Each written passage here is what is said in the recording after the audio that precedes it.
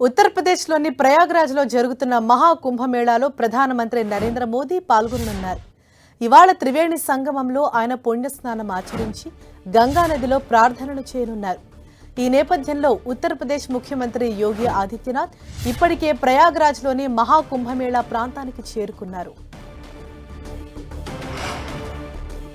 ఇవాళ ఉదయం 10 గంటలకు ప్రయాగ్రాజ్ ఎయిర్పోర్ట్కు చేరుకోనున్న మోదీ అక్కడి నుంచి 10:45 అరేల్ ఘాట్కు వెళ్తారు. ఘాట్ నుంచి బోట్లో ప్రయాణించి మహాకుంభమేళా జరుగుతున్న ప్రాంతానికి చేరుకుంటారు.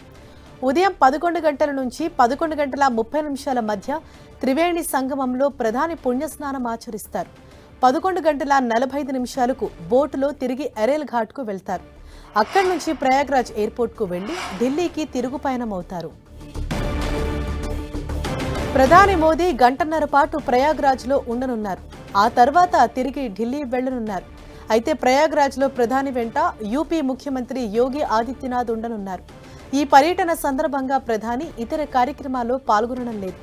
కేవలం షాహీ స్నానాలు మాత్రమే ఆచరించనున్నట్లు సమాచారం. మరోవైపు మోదీ రాక నేపథ్యంలో నగరంతో పాటు కుంభమేళా వద్ద భారీ భద్రతా ఏర్పాట్లు చేశారు. లక్షలాది మంది భక్తులున్న ప్రాంతంలో ప్రధాని పర్యటించనున్న నేపథ్యంలో ఇంటెలిజెన్స్ బలగాలు ఇప్పటికే రంగంలోకి దిగాయి. ప్రధాని పర్యటన నేపథ్యంలో ఇప్పటికే ఎస్పీజీ బృందం అక్కడకు చేరుకుని ఆ ప్రాంతం మొత్తాన్ని తమ ఆధీనంలోకి తీసుకుంది.